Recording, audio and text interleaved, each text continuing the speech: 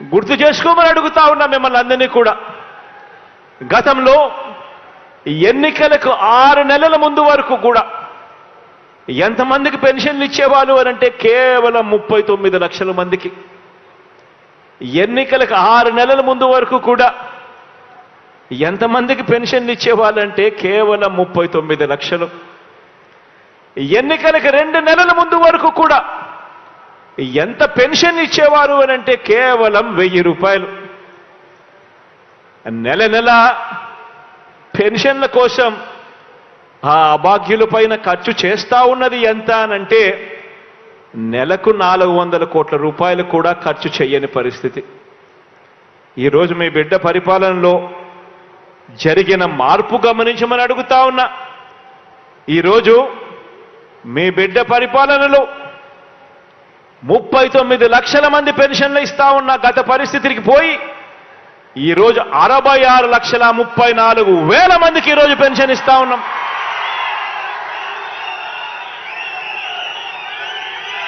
గతంలో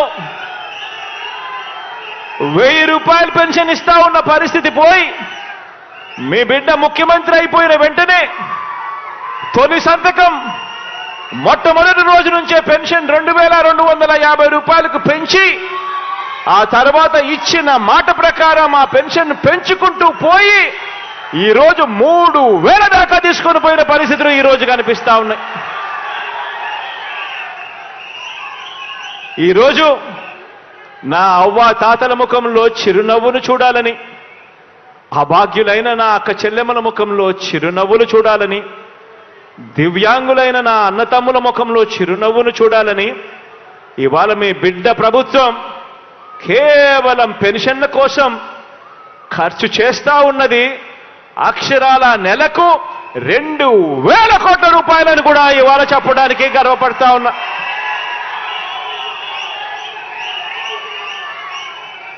ఆలోచన చేయమని అడుగుతా ఉన్నా. ఎక్కడ 1000 రూపాయలు, ఎక్కడ 3,000 రూపాయలు, ఎక్కడ 39 లక్షల పెన్షన్లు, ఎక్కడ 66,34,000 పెన్షన్లు, ఎక్కడ నెలకు 400 కోట్ల రూపాయలు మాత్రమే ఖర్చు చేస్తా ఉన్న పరిస్థితులు, ఎక్కడ నెలకు దాదాపుగా 2,000 కోట్ల రూపాయలు ఖర్చు చేస్తా ఉన్న పరిస్థితి. తేడా గమనించమని ఒక్కసారి అడుగుతా ఉన్నా. ఈరోజు ఒక్క పెన్షన్ విషయంలో మాత్రమే కాదు, ఈరోజు ఏ వర్గాన్ని తీసుకున్నా కూడా, ఈరోజు ఏ పథకాన్ని తీసుకున్నా కూడా గత ప్రభుత్వానికి మీ బిడ్డ ప్రభుత్వానికి ఎంత తేడా ఉందో ఒక్కసారి గమనించమని చెప్పి మిమ్మల్ని అందరినీ కూడా కోరుతా ఉన్నా. ఈరోజు ఆలోచన చేయమని కూడా కోరుతా ఉన్నా. ఈరోజు మీ బిడ్డ ప్రభుత్వం అక్షరాల ఎవరి ప్రభుత్వం అంటే ఆ నిరుపేదల ప్రభుత్వం, మీ బిడ్డ ప్రభుత్వం అని ఈరోజు గర్వంగా కూడా నేను చెప్తా ఉన్నా. ఈరోజు పేదల మీద ప్రేమ, పేదలకు తోడుగా ఉండాలి అని తపన ఈరోజు అర్థం చేసుకున్న ప్రభుత్వంగా ఈరోజు మన అందరి ప్రభుత్వంలో అడుగులు పడ్డాయి. ఈరోజు గమనించమని అడుగుతా ఉన్నా. మొట్టమొదట ఇళ్ల నిర్మాణాన్ని తీసుకోమని అడుగుతా ఉన్నా. ప్రతి అడుగులోనూ కూడా మార్పు కనిపిస్తుంది. ప్రతి అడుగులోనూ కూడా పేదల పట్ల ప్రేమ కనిపిస్తుంది. అక్క చెల్లెమ్మల పట్ల ఒక మంచి అన్న ఆప్యాయత కనిపిస్తుంది. ప్రతి పథకము తీసుకోమని అడుగుతా ఉన్నా. ఏ పథకము తీసుకున్నా కూడా మొదట ఇళ్ల నిర్మాణమే తీసుకోండి. గత ప్రభుత్వంలో పేదలకిచ్చిన ఇళ్ల పట్టాలు ఎన్నో తెలుసా? అక్షరాల ఒక 0.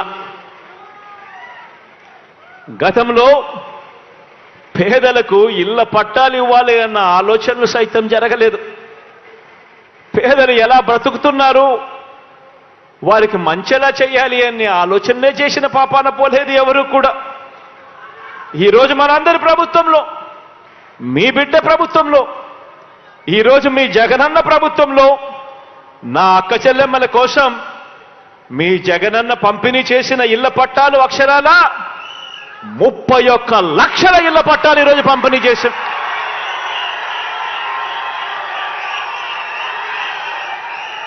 ఎప్పుడు జరగని విధంగా, ఎప్పుడు చూడని విధంగా నా అక్క చెల్లెమ్మల పేరు మీద రిజిస్ట్రేషన్ చేసి మరి నా అక్క చెల్లెమ్మల కోసం నా అక్క చెల్లెమ్మలను లక్షాధికారులను చేయాలి, నా అక్క చెల్లెమ్మలకు ఒక నీడ ఉండాలి, ఒక గూడు ఉండాలి అని ఆలోచన చేసిన పరిస్థితి గతానికి భిన్నంగా ఈరోజు మీ బిడ్డ ప్రభుత్వంలో జరుగుతూ ఉంది. 31 లక్షల ఇళ్ల పట్టాలు పంపిణీ చేశాం. అందులో కడుతున్నవి అక్షరాల మరో 22 లక్షల ఇళ్లు ఈరోజు నిర్మాణంలో ఉన్నాయి.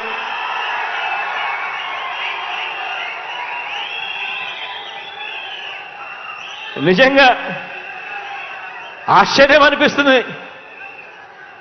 మీ బిడ్డ ఇంతగా తప్పిస్తూ అక్క చెల్లెమ్మలకు మంచి చేయాలి, ఆ కుటుంబాలకు తోడుగా ఉండాలి, పేదరికంలో ఉన్న వాళ్లకు అండగా నిలబడాలి అని మీ బిడ్డ పరిగెత్తా ఉంటే 5 సంవత్సరాలు గతంలో సీఎంగా ఉన్న ఒక ఆయన ఉన్నాడు.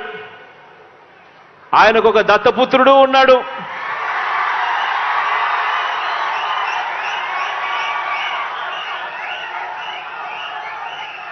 ఆ దత్తపుత్రుడు, ఆ దత్త తండ్రి